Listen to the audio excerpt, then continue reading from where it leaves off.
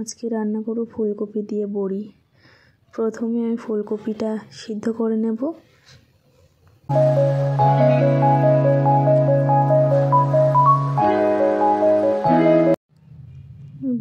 দোকানের বড়ি নিয়েছি আমি, তো বড়িটা ভাজতে দিয়েছি। ভেজে নেই, প্রথমে তেল দিয়েছি একটু, পরে আবার তেল দিতে হবে।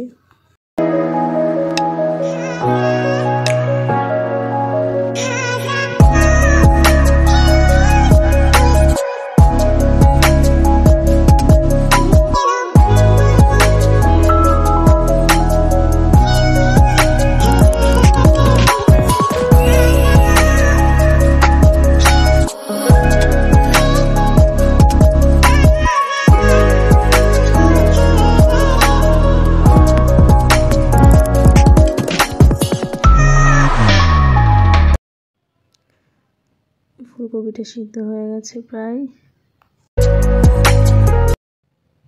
হাঁড়িতে তেল দিয়ে আমি এবার দিয়ে দেবো পেঁয়াজ আর লঙ্কা কুচি।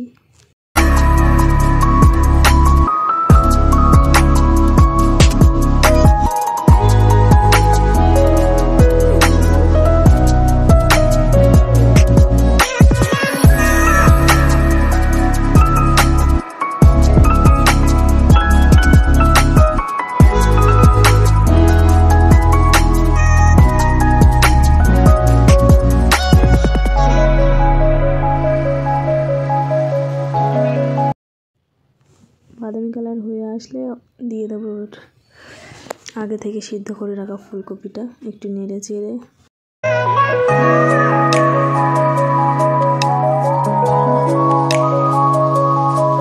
তারপর দিয়ে দেবো এতে নুন, হলুদ, ধনে গুঁড়ো, জিরের গুঁড়ো। আমি কাঁচা লঙ্কা দিয়েছিলাম বলে ওই জন্য আর শুকনো লঙ্কার গুঁড়োটা দেইনি, কারণ আমরা ঝাল খুবই কম খাই। আপনারা পারলে শুকনো লঙ্কাটা দিয়ে দেবেন, দুটোই দিতে পারবেন।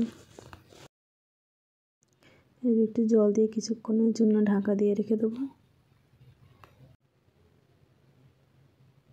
5 মিনিট পর ফিরে আসলাম, দেখুন অনেক জল শুকিয়ে গেছে।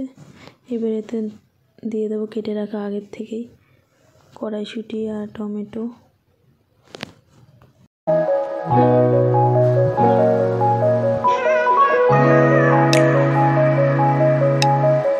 তারপর দিয়ে দেবো ধনেপাতা কুচি।